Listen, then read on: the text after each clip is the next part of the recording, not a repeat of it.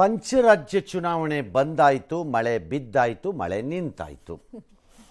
ಆದರೆ ಇವತ್ತು ಆ ಫಲಿತಾಂಶದ ನಂತರದ ಅನಾಹುತಗಳೇನು ಅಂತಾನು ಮತ್ತು ನಾಳೆ ನಮ್ಮ ಭವಿಷ್ಯವನ್ನು ಹೇಗೆ ಕಟ್ಕೋಬೇಕು ಅಂತಾನು ಪ್ರತಿಪಕ್ಷಗಳು INDIA ದಿಲ್ಲಿನಲ್ಲಿ ಸಭೆ ಮಾಡಿದವು. ಉತ್ತರ ಭಾರತದಲ್ಲಿ ರಾಹುಲ್ ಗಾಂಧಿ ಚಾರ್ಮ್ ಒಂಥರ ಪ್ರಭಾವ ಇದು ವರ್ಕೌಟ್ ಆಗ್ತಾ ಇಲ್ಲ. ಹಾಗಾಗಿ ಮೋದಿ ವಿರುದ್ಧ ಕಣಕ್ಕಿಳಿಸ್ಬೇಕು ಯಾರನ್ನಾರೊಬ್ಬರನ್ನ, ಒಂದು ಮಕ ಬೇಕಲ್ಲ, ಇವ್ರು ಯಾರು ಅವ್ರು ಯಾರು ಅಂತ ಆಯ್ಕೆ ಮಾಡೋಕ್ಕೆ ನಮಗೂ ಬೇಕಲ್ಲ. ಅದಕ್ಕೆ ದಲಿತಾಸ್ತ್ರದ ರೂಪದಲ್ಲಿ ಮಲ್ಲಿಕಾರ್ಜುನ ಖರ್ಗೆ ಅವ್ರನ್ನ ಪ್ರೊಜೆಕ್ಟ್ ಮಾಡಿಬಿಡೋಣ ಅಂತ ಮಮತಾ ಬ್ಯಾನರ್ಜಿ ಹೇಳಿದ್ರಂತೆ ಸಭೆಯಲ್ಲಿ. ಅದಕ್ಕೆ ಅರವಿಂದ್ ಕೇಜ್ರಿವಾಲ್ ಹೌದೆಂದು ದನಿಗೂಡಿಸಿದರಂತೆ. ಓಕೆ, ಇದಕ್ಕೆ ಕೆಲವರು ಸಹಮತ ವ್ಯಕ್ತಪಡಿಸಿದ್ದಾರೆ. ಆದರೆ ಖರ್ಗೆ ಅವರು ಇದನ್ನು ಈಗಲೇ ತೀರ್ಮಾನ ಮಾಡೋದು ಬೇಡ, ಚುನಾವಣೆ ಆದಮೇಲೆ ಮಾಡ್ಕೊಳ್ಳೋಣ ಅಂತ ಹೇಳಿದ್ದಾರೆ. ನನಗದು ಸರಿ ಅನ್ಸಲ್ಲ. ಚುನಾವಣೆ ಆಗೋಕ್ಕೆ ಮೊದಲು ನಮಗೆ ಗೊತ್ತಾಗಬೇಕಲ್ಲ ನಮ್ಮನ್ನು ಆಳೋ ಪ್ರೈಮ್ ಮಿನಿಸ್ಟರ್ ಯಾರು ಅಂತ. ಯಾಕಂದರೆ ಚುನಾವಣೆ ಆದ ಮೇಲೆ ನೀವು ಆಯ್ಕೆ ಮಾಡಿರುವ ಪ್ರಧಾನಮಂತ್ರಿಗಳ ಪ್ರಯೋಗ ಏನಿದೆ ಅದು ಈ ದೇಶವನ್ನು ಯಾವ್ಯಾವ ಪರಿಸ್ಥಿತಿಗೆ ಆಯಾಯ ಸಂದರ್ಭಗಳಿಗೆ ತಕ್ಕಂತೆ ತಳ್ಳಿದೆ ಅಂತ ನಾವು ನೋಡಿದ್ದೀವಿ. ಅಂದರೆ ಅವ್ರು ಯಾರು ಕೆಟ್ಟ ಆಡಳಿತಗಾರರು ಅಂತ ನಾನು ಹೇಳ್ತಿಲ್ಲ. ಹೇಗಾಯಿತು ದೇಶದ ಪರಿಸ್ಥಿತಿ ಆಗ ಅಂತ. You brought in Chandrashekhar, gone. IK Gujral, gone. ದೇವೇಗೌಡರು ಹೊರಗೆ ಬರಬೇಕಾಯ್ತು. ಹಾಗಾಗಿ ಐ ಥಿಂಕ್ ವಿ ನೀಡ್ ಒಂದು ಸ್ಟ್ರಾಂಗ್ ಲೀಡರ್ಶಿಪ್. ಯಾರು ನಮ್ಮ ಈ ದೇಶ ಆಳಕ್ಕೆ ಅಂತ ಅದು ಬೇಕು. ಹಾಗಾಗಿ ಅದು ಆಮೇಲೆ ಮಾಡೋಣ ಅನ್ನೋಕ್ಕೆ ಸರಿ ಅಂತ ಅನ್ಸಲ್ಲ. ಯಾರನ್ನೋ ನೀವು ಮಾಡ್ಕೊಂಬಂದು ಆಮೇಲೆ ಅದು ನೀನೋ ಆಗೋದು, ಪಜಿತಿ ಆಗೋದು ಏನೋ. ಅವ್ರು ಅದು ನಂಗೆ ಅಂದಿದಾರಂತೆ. ಮೊದಲು ಒಗ್ಗಟ್ಟಿಂದ ಹೋರಾಡೋಣ, ಗೆಲುವು ನಮ್ಮ ಕಡೆ ಇರಬೇಕಷ್ಟೇ ಅಂತೆಲ್ಲ ಹೇಳಿದಾರಂತೆ. ಕಾಂಗ್ರೆಸ್ ಇದಕ್ಕೇನು ಹೇಳುತ್ತೋ ಗೊತ್ತಿಲ್ಲ. ಬಿಹಾರದ ಪಾಟ್ನಾನಲ್ಲಿ ಮಾತ್ರ ಕೆಲವು ಕಡೆ ಎಲ್ಲ ಭಾಳ ಕಡೆ ಕೆಲವು ಕಡೆ ನಿತೀಶ್ರನ್ನ ಪ್ರಧಾನಿ ಅಂತ ಬಿಂಬಿಸಿ ಪೋಸ್ಟರ್ಗಳು ಹಾಕಿದಾರಂತೆ. ಇವತ್ತೊಟ್ಟಲ್ಲಿ ಇದು ಒಂದು. ಎರಡನೇದು, ಸ್ಥಾನಗಳನ್ನು ಹೊಂದಾಣಿಕೆ ಮಾಡ್ಕೊಳ್ಳೋದು ಹೇಗೆ ಆಯಾ ರಾಜ್ಯಗಳಲ್ಲಿ ಅಂತಲೂ ಚರ್ಚೆ ಬಂತಂತೆ. ಅಂತಿಮವಾಗಿ ಆಮೇಲೆ ತೀರ್ಮಾನ ಮಾಡೋಣ ಅಂತದಂತೆ ಭಾಳ ಜನ ಪಾರ್ಟಿಸಿಪೇಟ್ ಮಾಡಿದ್ರು ಇವತ್ತು. ಇದೆಲ್ಲ ಖರ್ಗೆ ಏನು ಹೇಳಿದ್ದಾರೆ ನೋಡೋಣ. ಹಂಗಲ್ಲ, ಅದು ಹಂಗಾಗಲ್ಲ. ಯಾವ ದೇಶದಲ್ಲೂ ಹಂಗಾಗಲ್ಲ. ಲೀಡ್ರ್ ಯಾರು ಅಂತ ದೇಶಕ್ಕೆ ಗೊತ್ತಿರುತ್ತೆ. ಲೀಡರ್ ಟು ಲೀಡರಲ್ಲಿ ಮಾಡ್ತಾರೆ. ನೀವು ಯಾವ ದೇಶ ಬೇಕಾದ್ರೂ ನೋಡಿ. ಈ ನಮ್ಮ ದೇಶದಲ್ಲಿ ಮಾತ್ರ ಈ ಥರದ ಚಿಂತನೆ. ಆಮೇಲೆ ಮಾಡ್ಕೊಳ್ಳೋಣ, ಈಗೆಲ್ಲ ಸಮೂಹವಾಗಿ ಹೋಗ್ಬಿಡೋಣ, ಆಮೇಲೆ ಮಾಡ್ಕೊಳ್ಳೋಣ ಅನ್ನೋದು. ಆ ಒಗ್ಗಟ್ಟು ಈಗಲೇ ಇದ್ರೆ ಈಗಲೇ ಮಾಡಬೇಕು. ಇನ್ನು ಯಾವುದೇ ದೇಶಕ್ಕೆ ಹೋಗಿ, ಅಮೆರಿಕಕ್ಕೆ ಹೋಗಿ, ರಷ್ಯಾಗೆ ಹೋಗಿ, ಅಥವಾ ಯಾವುದೋ ದೇಶಕ್ಕೆ ಹೋಗಿ, ಎಕ್ಸೆಪ್ಟ್ ಚೈನಾ ಟೈಪ್ ಬಿಟ್ಬಿಟ್ಟು ಅಲ್ಲೆಲ್ಲ ಯಾವುದೂ ಇಲ್ಲ. ಅಲ್ಲಿ ಅದೆಲ್ಲ ಬಿಟ್ಟರೆ ಪಾಕಿಸ್ತಾನಕ್ಕೆ ಹೋಗ್ರಪ್ಪ, ಅಲ್ಲೂ ಇರುತ್ತೆ ಯಾರು ಲೀಡರು ಅಂತ ಗೊತ್ತು. ಇಲ್ಲ ನವಾಜ್ ಶರೀಫು, ಇಲ್ಲ ಇಮ್ರಾನ್ ಖಾನು, ಇಲ್ಲ ಇವರು ಅಲ್ಲಿ ಬಾಂಗ್ಲಾದೇಶ್ಗೆ ಹೋಗಿ, ಅಲ್ಲೂ ಇರುತ್ತೆ.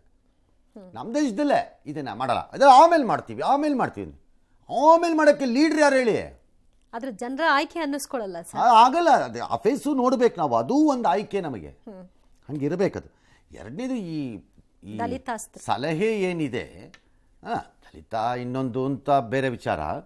ಬಟ್ ಅವ್ರನ್ನ ಮಾಡಿದ್ರೆ ಮಾಡಲಿ. ಕರ್ನಾಟಕದಿಂದ ಯಾರು ಯಾವತ್ತೂ ನಮ್ದಲ್ಲಿ ಇದು ದೇವೇಗೌಡರು ಆದಮೇಲೆ ನಾವು ಆಗತ್ತೆ ಅಂದ್ಕೊಂಡಿರಲಿಲ್ಲ. ಈಗ ಆದರೆ ಅದೇನಾಗುತ್ತೋ ಗೊತ್ತಿಲ್ಲ. ಅಂದರೆ ಅರ್ಥ ಏನಿದ್ರದ್ದು ಮಮತಾ ಬ್ಯಾನರ್ಜಿದು ಮತ್ತು ಅರವಿಂದ್ ಕೇಜ್ರಿವಾಲ್ದು, ರಾಹುಲ್ ಗಾಂಧಿ ಬೇಡ ಅಂತ. ಅಲ್ಲಿಗೆ ರಾಹುಲ್ ಗಾಂಧಿ ಅಥವಾ ಕುಟುಂಬದಿಂದ ಯಾರು ಬೇಡ ಅಂತಾಯ್ತು. ಆ ವಿರೋಧ ಇದೆ. ಕಾಂಗ್ರೆಸ್ಗೆ ಇರುವ ಬಹುದೊಡ್ಡ ಗಟ್ಟಿಯಾದಂತಹ ಅಂಟೇನು, ಗಮ್ಮೇನು ಫ್ಯಾಮಿಲಿ. ಹಾಗಾದ್ರೆ ಫ್ಯಾಮಿಲಿಯನ್ನು ನೀವು ಕೈ ಬಿಟ್ರಿ ಅಂತಾಯ್ತು. ಒಪ್ತಾರೋ ಇಲ್ವೋ ಕಾಂಗ್ರೆಸ್ ಗೊತ್ತಿಲ್ಲ. ಇನ್ನು ಅಯೋಧ್ಯೆ ರಾಮ ಮಂದಿರ ಚಳುವಳಿಗೆ ಉಸಿರು ನೀಡಿದಂತಹ LK ಅಡ್ವಾಣಿಯವರು, ಮುರಳಿ ಮನೋಹರ್ ಜೋಶಿಯವರು ಸದ್ಯ ರಾಮ ಮಂದಿರ ಹೋರಾಟದಲ್ಲಿ ಇದ್ರು. ಆದರೆ ಈಗ ರಾಮ ಮಂದಿರ ಟ್ರಸ್ಟ್ ವಿರುದ್ಧ ಅವರನ್ನೇ ಕಡೆಗಣಿಸ್ತಾ ಇರುವಂತಹ ಆರೋಪ ಕೇಳಿಬಂದಿದೆ. ಆರೋಗ್ಯ ಮತ್ತು ವಯಸ್ಸಿನ ಕಾರಣ ಕೊಟ್ಟು ನಾಯಕರನ್ನೇ ಲೋಕಾರ್ಪಣೆ ಕಾರ್ಯಕ್ರಮಕ್ಕೆ ಬರಬೇಡಿ ಅಂತ ರಾಮ ಮಂದಿರ ಟ್ರಸ್ಟ್ನ ಕಾರ್ಯದರ್ಶಿ ಚಂಪತ್ ರಾಯ್ ಅವರು ಹೇಳಿದ್ದಾರೆ ಅನ್ನುವಂತಹ ವಿಚಾರ. ಇದಕ್ಕೆ ಭಾರೀ ಟೀಕೆ, ಆಕ್ರೋಶ ವ್ಯಕ್ತವಾಯಿತು. ಈ ಬೆನ್ನಲ್ಲೇ VHP ಡ್ಯಾಮೇಜ್ ಕಂಟ್ರೋಲ್ಗೆ ಮುಂದಾಗಿ ಇಂದು ಅಡ್ವಾಣಿ ಮತ್ತು ಜೋಶಿಯವರ ನಿವಾಸಕ್ಕೆ ಭೇಟಿ ಕೊಟ್ಟು ನೀವು ರಾಮ ಮಂದಿರ ಪ್ರಾಣ ಪ್ರತಿಷ್ಠಾಪನೆ ಕಾರ್ಯಕ್ರಮಕ್ಕೆ ಬರಬೇಕು ಅಂತ ಇನ್ವೈಟ್ ಮಾಡಿದ್ದಾರೆ. ಇದಕ್ಕೆ ಪ್ರತಿಕ್ರಿಯಿಸಿರುವಂತಹ ಅಡ್ವಾಣಿ ಮತ್ತು ಜೋಶಿ ಕಾರ್ಯಕ್ರಮಕ್ಕೆ ಬರೋದಕ್ಕೆ ಟ್ರೈ ಮಾಡ್ತೀವಿ ಅಂತ ಹೇಳಿದ್ದಾರೆ ಎನ್ನಲಾಗ್ತಾ ಇದೆ. ಅಂದ ಹಾಗೆ ಸದ್ಯಕ್ಕೆ ಅಡ್ವಾಣಿಯವರ ವಯಸ್ಸು 96, ಜೋಶಿಯವರ ವಯಸ್ಸು 89 ವರ್ಷ. ಇನ್ವೈಟ್ ಮಾಡೋದ್ರಲ್ಲಿ ತಪ್ಪಿತ್ತಾ ಅಥವಾ ಈಗ ಆರೋಗ್ಯ ದೃಷ್ಟಿಯವರು ಏನು ಕೊಡ್ತಾರೆ? ಏನು ತಪ್ಪಿರಲಿಲ್ಲ.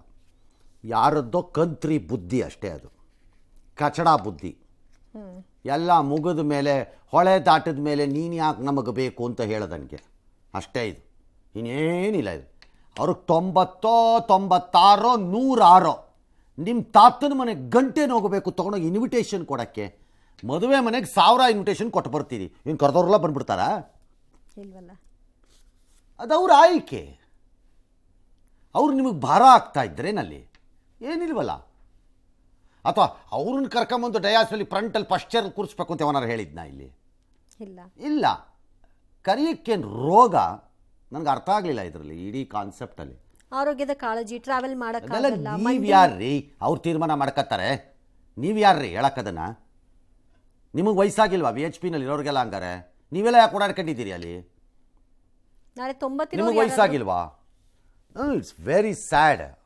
ನಾಳೆ 90 ವಯಸ್ಸಿನವ್ರು ಬೇರೆ ಯಾರಾದರೂ ಬಂದ್ರೆ ಯಾರು ಹಾಕೊಳ್ಳಿ, 90, 140. ಕರೆಯೋದು ಅಷ್ಟೇ ನಿಮ್ಮ ಧರ್ಮ. ಬರಬೇಡಿ ಅನ್ನಕ್ಕಾಗಲ್ಲ. ನೀವು ಬರಬೇಡ ಗಿರಬೇಡ, ನಿನ್ನ ಆರೋಗ್ಯದ ಕಾಳಜಿ ಅಂತ ಏನು ಅವ್ರ ಮನೆಯಿಂದ ಗುತ್ತಿಗೆ ತಗೊಂಡ್ಬಿಟ್ಟಿದ್ದಾರೆ. ಹೆಲ್ತ್ ಇನ್ಸ್ಪೆಕ್ಟ್ರಾ ನೀವು ಅವ್ರ ಮನೆಗೆ? ಆಯ್ತು, ಮಾನ ಮರ್ಯಾದೆ ಇಲ್ಲದೆ ಇದ್ದವ್ರುಗಳು, ನಾಚಿಕೆನೂ ಇಲ್ಲ. ಅವ್ರಿಗಿನ್ನೂ ಆ ಉತ್ಸಾಹ ಇರ್ಬೋದು ಬರಬೇಕು. ಅದು ಅವ್ರಿಗೆ ಬಿಟ್ಟಿದ್ದು, ನಮಗೆ ಸಂಬಂಧವಿಲ್ಲ. ಅದು ಅವ್ರಿಗೆ ಬಿಟ್ಟಿರೋದು, ಆಯ್ಕೆ ಅವರದ್ದು. ಆಹ್ವಾನ ಮಾತ್ರ ನಿಮ್ಮದಾಗಬೇಕು, ಆಗಬೇಕಿತ್ತು. ಈ ಥರ ಯಾವುದೇ ಟಾಕ್ ಇಲ್ಲದೆ. ವಾರಣಾಸಿಯ ಜ್ಞಾನವ್ಯಾಪಿ ಮಸೀದಿ ವಿಚಾರದಲ್ಲಿ ಅಲಹಾಬಾದ್ ಹೈಕೋರ್ಟ್ ಮಹತ್ವದ ಆದೇಶ ಕೊಟ್ಟಿದೆ. ಏನಂತ? ಮಸೀದಿ ಆವರಣದಲ್ಲಿ ಹಿಂದೂ ಪೂಜಾ ಮಂದಿರ ಮರುಸ್ಥಾಪಿಸಲು 91 ಕೋರಿರುವ ಸಿವಿಲ್ ದಾವೆಯ ವಿಚಾರಣೆಗೆ ಅಸ್ತು ಹೊಂದಿದೆ. ಇದನ್ನು ವಿರೋಧಿಸಿ 5 ಮುಸ್ಲಿಂ 5 ಅರ್ಜಿಗಳನ್ನು ಹಾಕಿದ್ರು, ವಜಾ ಮಾಡಿದೆ ಎಲ್ಲನೂ. ಇದನ್ನು ಅನ್ವಯಿಸೋಕ್ಕಾಗಲ್ಲ ಕಾಯ್ದೆನಾ, ಪೂಜಾ ಸ್ಥಳಗಳ ಕಾಯ್ದೆನಾ ಅಂತ. ಹೀಗಾಗಿ ಅದು ಈಗ ಒಂದು ಹಂತ ದಾಟ್ತು. ಇದನ್ನು ಪೇಜಾವರ ಶ್ರೀಗಳು ಎಲ್ಲ ಸ್ವಾಗತ ಮಾಡಿದ್ದಾರೆ. ಎಲ್ಲ ಅದಲ್ಲ ಇಲ್ಲಿ ಪ್ರಶ್ನೆ ಇರೋದು. ಅದೇನು ಪೇಜಾವರ ಶ್ರೀಗಳು ಏನು ಹೇಳಿದ್ದಾರೆ? 1 ಸೆಕೆಂಡ್ ನೋಡೋಣ. ಅಯೋಧ್ಯೆಯ ವಿಚಾರದಲ್ಲಿ ಹೇಗೆ ನ್ಯಾಯಾಲಯವೇ ನಮಗೆ ತೀರ್ಪು ನೀಡಿದೆ, ಅದೇ ರೀತಿ ಇವತ್ತು ಕಾಶಿ ಇರಬಹುದು, ಮಧುರಾ ಇರಬಹುದು, ಈ ವಿಷಯದಲ್ಲೂ ಕೂಡ ನ್ಯಾಯಾಲಯ ಇದಕ್ಕೆ ಅನುವು ಮಾಡಿಕೊಟ್ಟಿದೆ. ನ್ಯಾಯಾಲಯದ ಈ ನ್ಯಾಯಾಲಯ ಅನುವು ಮಾಡಿಕೊಟ್ಟಿದೆ ಅಂತಂದರೆ ಸರ್ವೆಗೆ. ಈ ಕಾಯ್ದೆಯಲ್ಲಿ ಸರ್ವೆ ಅನುಮತಿ ಕೊಟ್ಟಿರೋದು ದೊಡ್ಡ ವಿಚಾರ ಅಲ್ಲ. 1991 ಕಾಯ್ದೆ ಏನಿದೆ, ಪೂಜಾ ಸ್ಥಳಗಳ ಕಾಯ್ದೆ, ಈ ಕಾಯ್ದೆ ರೂಪುಗೊಂಡಿದ್ದೇ ಬಾಬ್ರಿ ಮಸೀದಿ ಅಥವಾ ರಾಮಜನ್ಮಭೂಮಿಯ ವಿವಾದದ ಹಿನ್ನೆಲೆಯಲ್ಲಿ. ಹಾಗಾಗಿ ಇನ್ನು ಮುಂದಕ್ಕೆ ಅಂದರೆ ಬಾಬ್ರಿ ಮಸೀದಿ ಅಥವಾ ರಾಮ ಮಂದಿರದ ಆದ ಮೇಲೆ ಬೇರೆ ಯಾವುದೂ ಈ ಥರ ಹಳೆಯ ವಿಚಾರಗಳನ್ನು ಕೆದಕಿ ತರಲಿಕ್ಕೆ ಆಗಲ್ಲ ಎಂದು ನಿರ್ಬಂಧಿಸುವ ಕಾಯ್ದೆ ಅದು. ಅದಕ್ಕೆ ಪ್ರತಿವಾದ ಏನಿತ್ತು ಅಂತಂದರೆ, ಇದು ಅಕ್ರಮ ಸಕ್ರಮ ಯೋಜನೆ ಅಂತ ಇತ್ತು. ಅವತ್ತು ಕಾಂಗ್ರೆಸ್ ತಂದಿದ್ದಂಥ ಕಾಯ್ದೆ ಇದು. ಇದು ಅಕ್ರಮ ಸಕ್ರಮ ಯೋಜನೆ ಅಂದರೆ ಈ 300 ವರ್ಷದಿಂದೇನೋ 400 ವರ್ಷದಿಂದನೋ ಯಾರೋ ದಾಳಿಕೋರ ಬಂದು ಒಡೆದಾಕಿಬಿಟ್ಟಿದ್ದನ್ನು ಸಕ್ರಮ ಮಾಡಿ ಕೊಟ್ಟಂತೆ. ಅದನ್ನ ಎತ್ತೋಂಗಿಲ್ಲ ನೀವು, ಇದೊಂದನ್ನು ಇಟ್ಕೊಳ್ಳಿ ಅಂದರೆ ಲಾಲಿಪಾಪ್ ಕೊಟ್ಟಂಗೆ ಅಂತ ಒಂದು ವಾದ ಇತ್ತು. ಇದೇ ಈಗಲೂ ಆ ವಾದ ಹೋಗಿಲ್ಲ. ಆದರೆ ಇವತ್ತು ಕೋರ್ಟ್ ಹೇಳಿರೋದು ಅದಲ್ಲ. ಕೋರ್ಟ್ ಏನು ಹೇಳ್ತಾ ಇದೆ ಇವತ್ತು ಅಂದರೆ, ಹೈಕೋರ್ಟು ಈ ಜಡ್ಜ್ಮೆಂಟ್ ಕೊಡುವಾಗ ಹೌದು 91 ಕಾಯ್ದೆ ಹಾಗೊಂದು ನಿರ್ಬಂಧದಲ್ಲಿದೆ, ಆದರೆ ಕಾಯ್ದೆ ಇರುವುದು 47ರ ನಂತರ ಆಗಿರೋ ಯಾವುದೇ ಇದನ್ನು ಪೂಜಾ ಸ್ಥಳಗಳನ್ನು ನೀವು ಆಲ್ಟರ್ ಮಾಡೋ ಹಂಗಿಲ್ಲ ಅಂತ ಹೇಳಿದೆ ಅದು. ಆದರೆ ಆ ಸ್ಥಳ ಹಿಂದೂ ದೇವರ ಸ್ಥಳವೋ ಮುಸ್ಲಿಮರ ಮೂಲ ಸ್ಥಳವೋ ಅದನ್ನು ಪರೀಕ್ಷೆ ಮಾಡಬೇಡಿ ಅಂತ ಹೇಳಿಲ್ಲ ಅಂತ ಹೇಳ್ತದೆ. ಸೊ ಹಾಗಾಗಿ ಈ ತೀರ್ಪಲ್ಲೇನಿದೆ ಬರುತ್ತೆ ಅಂತಂದರೆ, ಆ ಜಾಗದಲ್ಲಿ ಶಿವನೋ ರಾಮನೋ ಗಣೇಶನೋ ಯಾರು, ಅಥವಾ ಅದು ಮೂಲ ಮುಸ್ಲಿಮರಿಗೆ ಸೇರಿದ್ದಂತಹ ಪವಿತ್ರ ಜಾಗನಾ ಅನ್ನೋದು ಇತ್ಯರ್ಥ ಆಗಬೇಕು. ಆ ಪರೀಕ್ಷೆಗೆ ಅವಕಾಶ ಅಷ್ಟೇ ಅದು ಅಲ್ವಾ? ಹಾಗಾಗಿ 91ರ ಕಾಯ್ದೆ ಢಮ್ ಅಂತ ಸಿಕ್ಸರ್ಗೆ ಹೋಗಿದೆ ಈಗ. ಯಾಕೆ ಅಂದರೆ, ಬಿಡಿಯಿಂದನೋ ಮೈಸೂರಲ್ಲಿ ಮೂಡಾಯಿಂದನೋ ಬಳ್ಳಾರಿನಲ್ಲಿ ಬೂಡಾಯಿಂದನೋ ಸೈಟ್ ತೊಗೊಂಡೋ ಜಾಗ ತಗೊಂಡೋ ಅವ್ರು ಪ್ರೈವೇಟ್ ಜಮೀನಲ್ಲಿ ಮಸೀದಿ ಕಟ್ಟಿದ್ರೆ ಅದನ್ನು ಕೇಳಕ್ಕೆ ಬರಲ್ಲ. ಆದರೆ ಇವೆಲ್ಲದರಲ್ಲೂ ಇರುವ ಮೂಲ ಆಕ್ಷೇಪ ಏನು ಅಂದರೆ, ಇವು ದೇವಸ್ಥಾನಗಳನ್ನು ಒಡೆದು ಕಟ್ಟಿರುವುದು ಅಂತ. ಹಾಗಾಗಿ ಆ ಕುರುಹುಗಳು ಎಲ್ಲೆಲ್ಲಿ ಕಾಣಿಸುತ್ತವೆಯೋ ಅಲ್ಲೆಲ್ಲ ಇದು ಈಗ ಜಾರಿಗೆ ಬರಬೇಕಾದೀತು.